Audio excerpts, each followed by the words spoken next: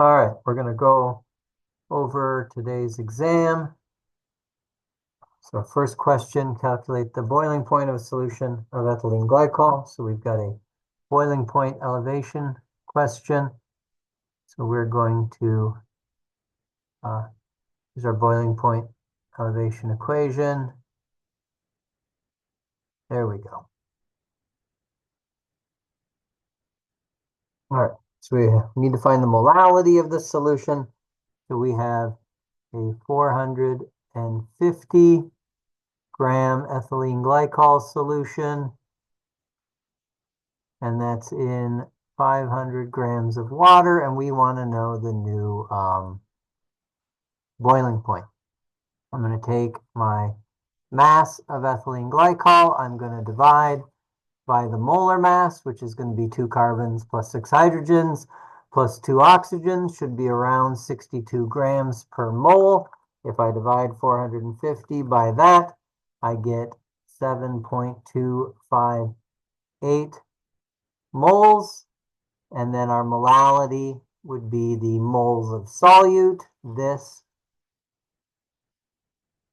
over kilograms of solvent. Water is our solvent, and we have 500 grams or 0.5 kilograms. So if I divide that by 0.5, I have a 14.516 molar solution. Our change in temperature then is going to be equal to, in this case, the boiling point elevation constant, K sub B, times that molality. And our boiling point elevation constant is 0.512 times 14.516 gives us 7.43. So if our normal boiling point is 100 degrees, then we're going to add 7.43 to that, and our new boiling point should be 107 degrees. What effect would decreasing the volume on this reaction vessel have? So we have 2 SO3, and that's a gas. And that's going to go to the products, which are going to be 2 moles of SO2 gas and 1 mole of O2 gas. So I have 3 moles of gas on this side and only 2 moles of gas on this side. So the side that has more moles of gas is also essentially going to have pressure. So in this case, pressure is a product. If we decrease the volume, then that's going to increase the pressure. That's going to essentially be like a product, and whatever side we add to, we're going to push it in the other direction. So that would move this or shift this to the left.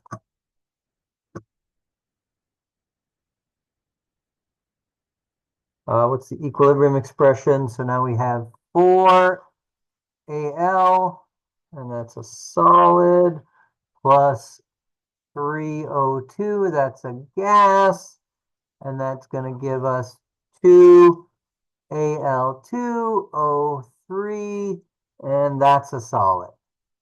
So for the equilibrium expression, yep, that's what we want. Big K, that's always going to be products.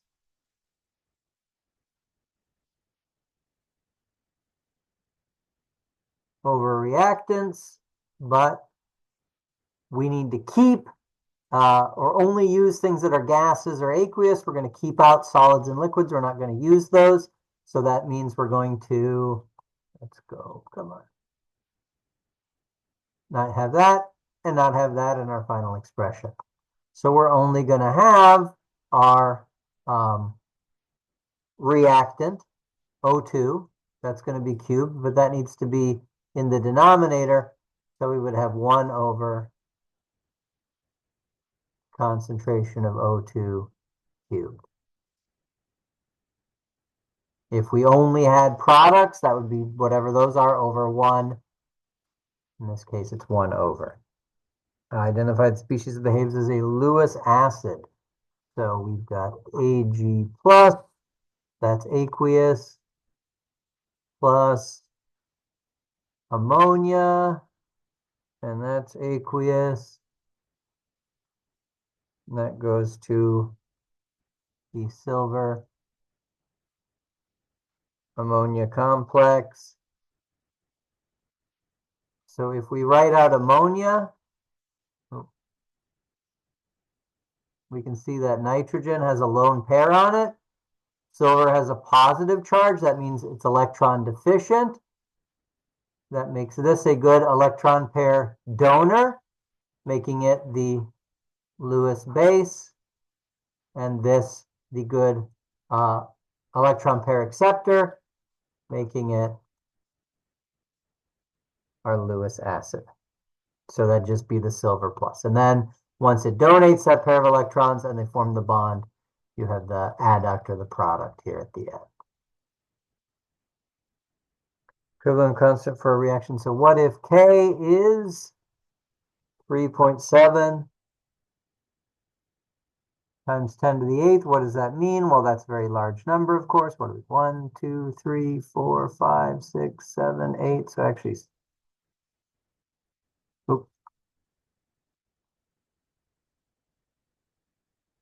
same thing as 370 million. So that means the concentration of products is much, much, much larger than the concentration of the reactants. So yeah, so products are favored. This concentration, or the number on the top, should be noticeably larger than the number on the bottom. If we had a really, really, really small k, maybe 10 to the negative 8, then it would be the opposite.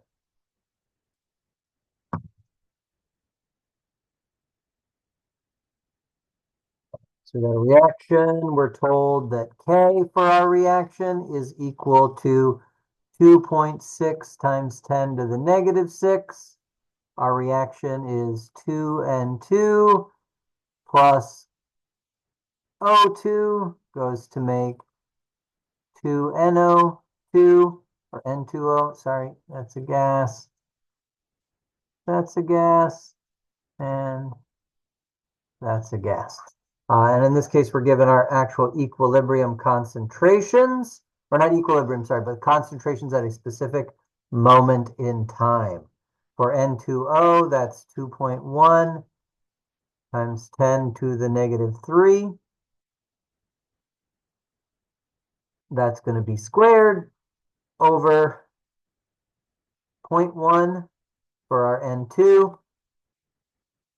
Ooh, there we go, which is also going to be squared times 0.12 for our O2. So what do we get here?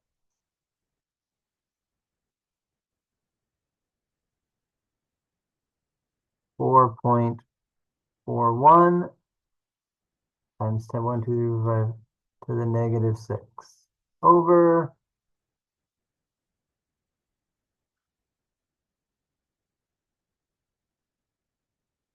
0.0012, and that gives us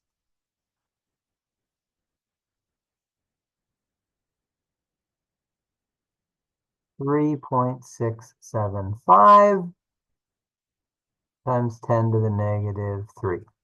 So that is larger than our K. If Q is larger, that means we've overshot, we've gone beyond equilibrium. So now, so this would be greater. And then because we've gone past equilibrium, which that means then that the reactant side is going to be favored.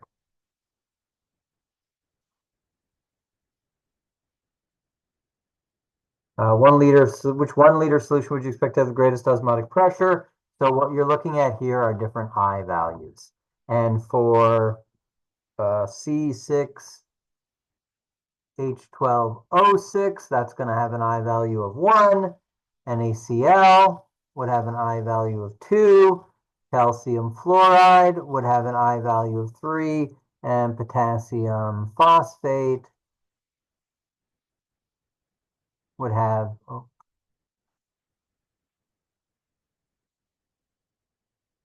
an I value of 4.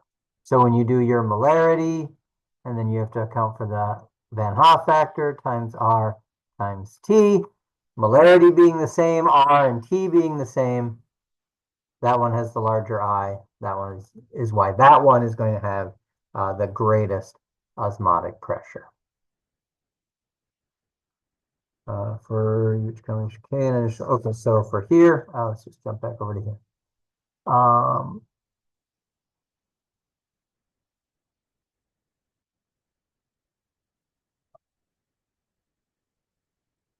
For question 8, which combination of K and initial reactant concentration would the excess small approximation apply? We want to do or use the excess small approximation when our K is very, very, very small and our concentration is very large relative to it. Ideally, there's at least 4 orders of magnitude difference, or 10,000 times smaller in terms of the K, or could be more. It could be 100,000 times smaller, it could be 1,000,000 times smaller. So for A, K is not smaller, K is actually larger. The same is true for D, so we can throw out A and D right away. For C, K is relatively small, but we have essentially 0.2 or 2 times 10 to the negative 1, and this is 6.3 times 10 to the negative 2. So this is only 1 order of magnitude smaller. It's actually a little less even than 10 times smaller. So that wouldn't work. But for B, our K is very small, 10 to the negative 9, and our concentration is relatively large in regards to that. It's actually about 8 orders of magnitude greater. So out of all of these, that would be the one where the excess small approximation is most likely to work. All right. Now we want to look at, find the pH. So we have this hydrobromous acid, HBRO, and we're told the Ka of that, which is 2.06 times 10 to the negative 9. We're told the concentration. So we need to find out what is the pH. So if you think about this as our acid, and we've got water. Water is going to act as a base, so it's going to be protonated by the acid. That means that's one of our products. And the conjugate base there is our other. This is our initial concentration of that. We start only with reactants and no products. Everything is in a 1-to-1 ratio. So however much of our HBRO that we lose, we're going to form the same amount of hydronium and BRO minus. So then our equilibrium concentrations should look like that, with our Ka being equal to 2.06 times 10 to the negative 9. That's going to be equal to x times x, or x squared, over 0.183 minus x. And again, this looks like an x is small approximation because K is very small. It is 8 orders of magnitude smaller than our concentration. So we're going to disregard x. I'm going to take 2.06 times 10 to the negative 9 times 0.183. That's going to give us this.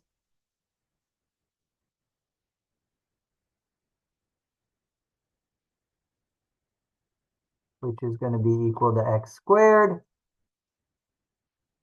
Take the square root of each side. Gives me 1.9416 times 10 to the negative 5. You'll notice that that is, here we go, our same thing as our hydronium ion concentration. So if we do the negative log of that, it should give us our pH, which in this case is 4.711.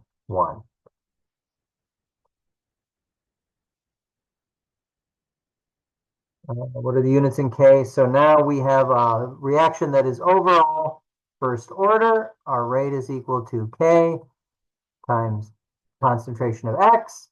So that's just going to be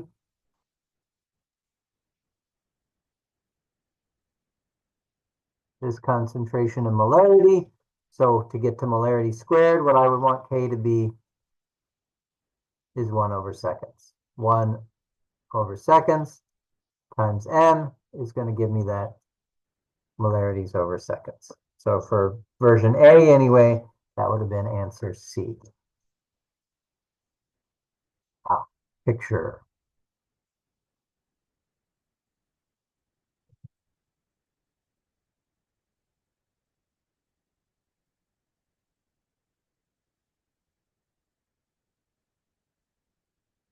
Back to this. Okay. So we have these three figures right here. Consider reaction A, B, and C. We want to know if they all have the same frequency factor, A, which reaction would you expect to be the fastest? So we're looking at the Arrhenius equation, which is related to the activation energy. And of course, we're going to get the larger value of K, the reaction or the rate constant, have the fastest reaction for the one with the smallest activation energy, which would be reaction C. All right.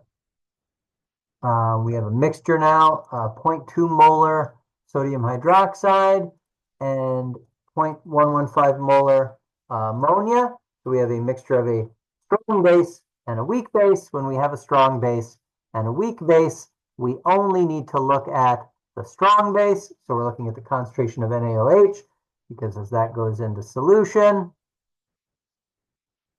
for every one of those that goes into solution, it should ionize completely, and we should get that many OHs.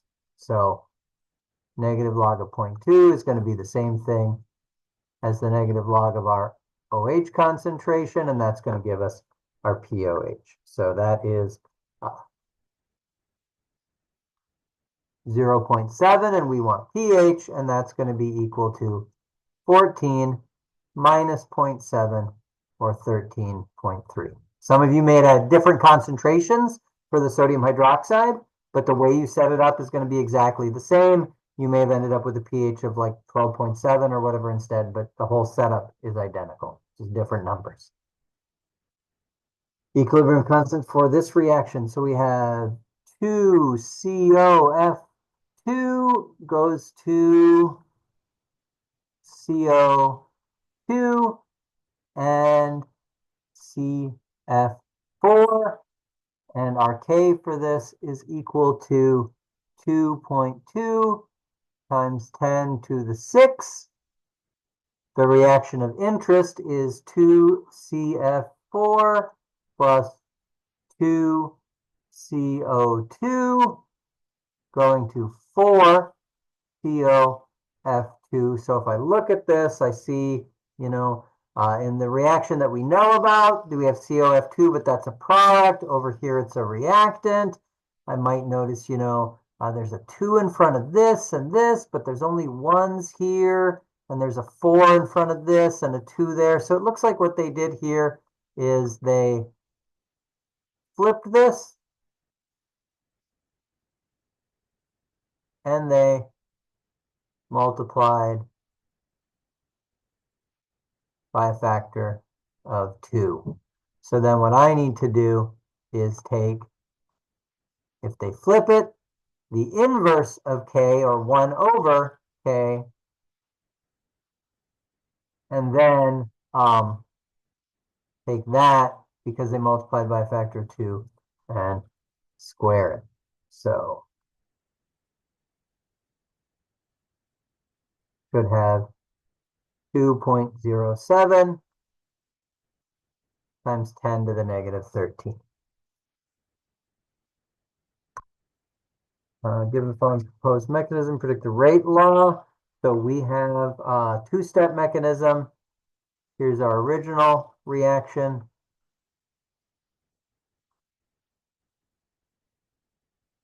And then our two-step mechanism.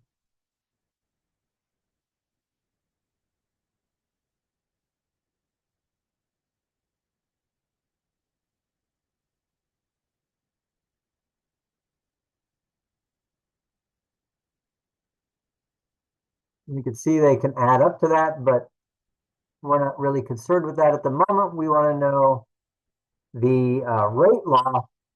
We have our slow step. So this actually is our rate determining step, is the slow step, which in this case is the first step. So we don't have to look at anything else. I'm not concerned with that second fast step. And then from the elementary step, all I would do is look at what are my reactants and what's their stoichiometry, and I would predict the rate from that. And for that, I'm going to predict concentration of N raised to the first power and concentration of Cl2 raised to the first power. So that one should have been D, at least for version A.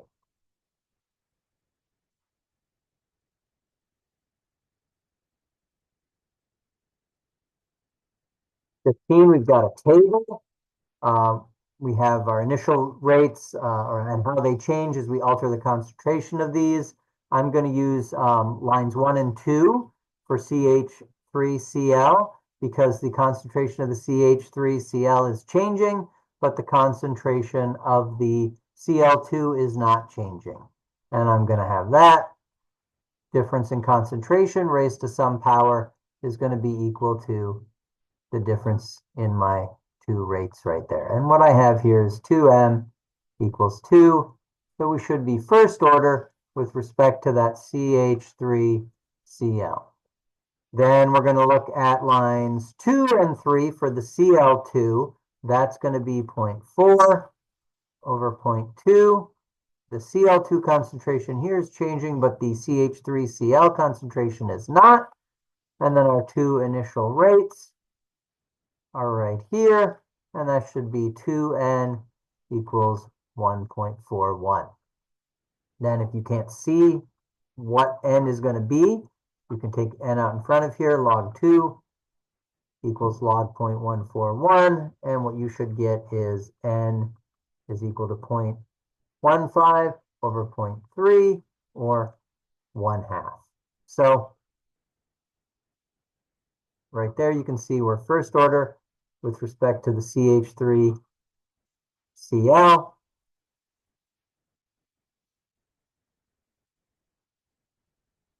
And we're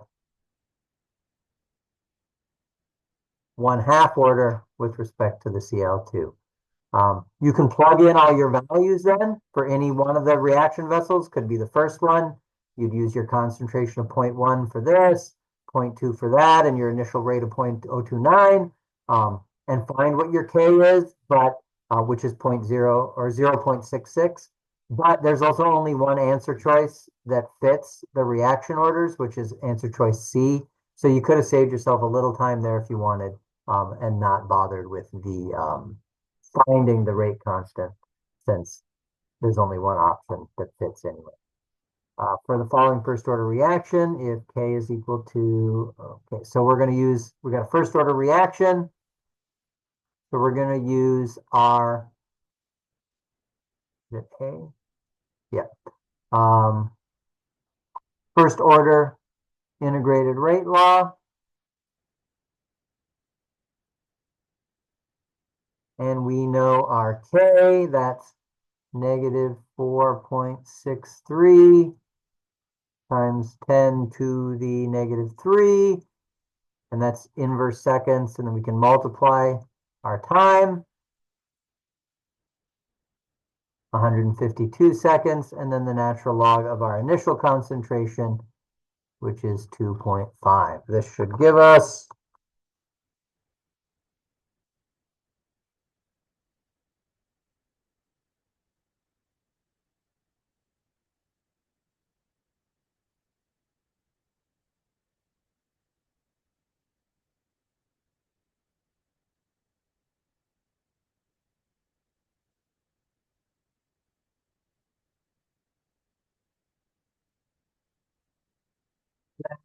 and then we have 0.2125. So the natural log of the concentration we're looking for at time t, or at 152 seconds, is equal to that. And then if I want to cancel out that natural log, I take e raised to both sides, and I get about 1.24.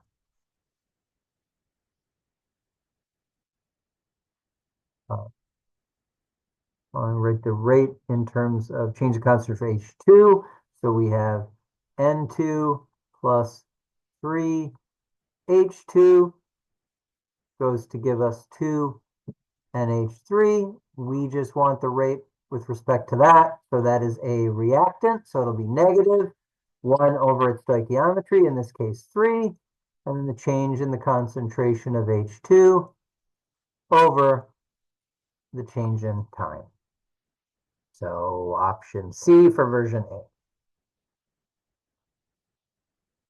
Which the following will produce a solution with a basic pH. So I've got NaCl, I've got ammonium nitrate, I have sodium fluoride, and I have lithium bromide. So we have 4 salts. We have to figure out what's the cation, what's the anion. We have Na plus is our cation. This is the conjugate base of a, or sorry, not the conjugate base, but the conjugate acid of a strong base. So overall, it's going to be neutral.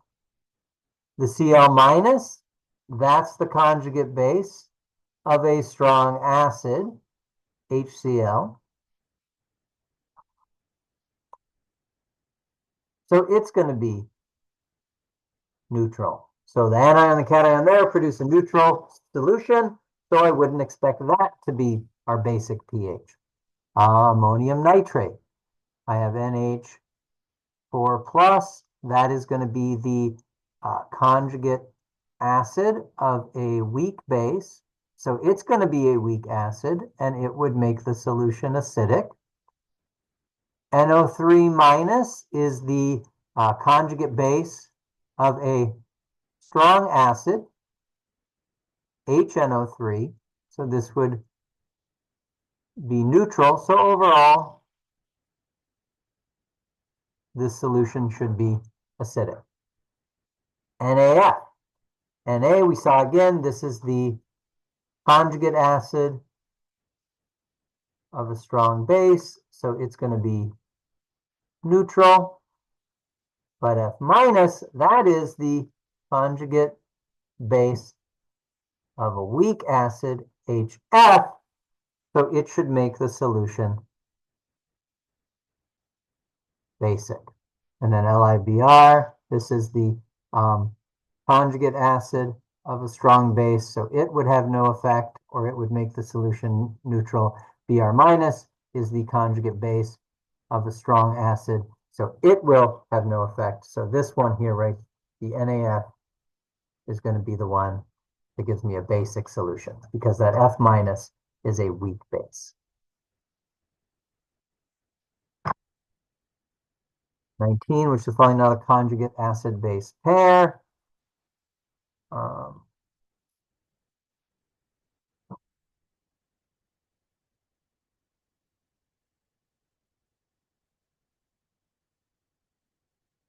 So I want to find the difference between the conjugate acid-base pair should be just a single H plus.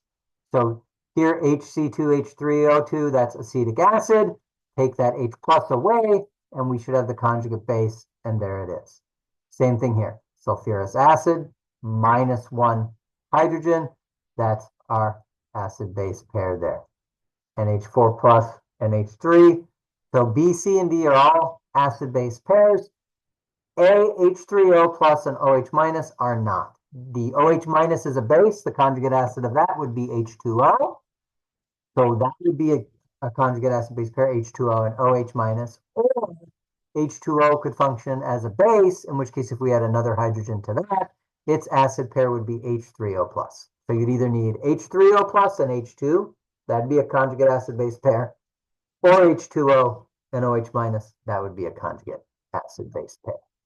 All right, and then our last question here.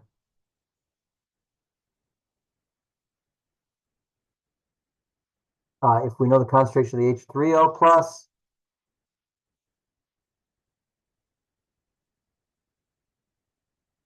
that's 8.1 times 10 to the negative 8. What's the concentration then of OH minus? Well, we know Kw is equal to that hydronium ion concentration times the hydroxide ion concentration. We know K sub W is 1 times 10 to the negative 14, so that means 1 times 10 to the negative 14 equals 8.1.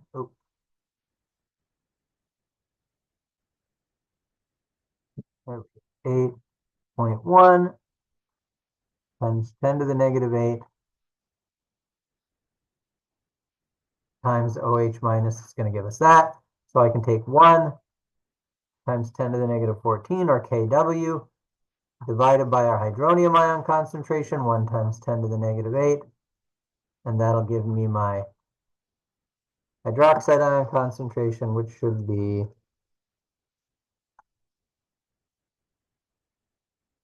1.23 times 10 to the negative 7. All right, that should do it for the exam. If you have any additional questions, let me know. If you think there was an error after going through the key, stop by my office. We'll pull the Scantron. We'll double check that. Otherwise, that's it. And I'll see you in lecture on Friday.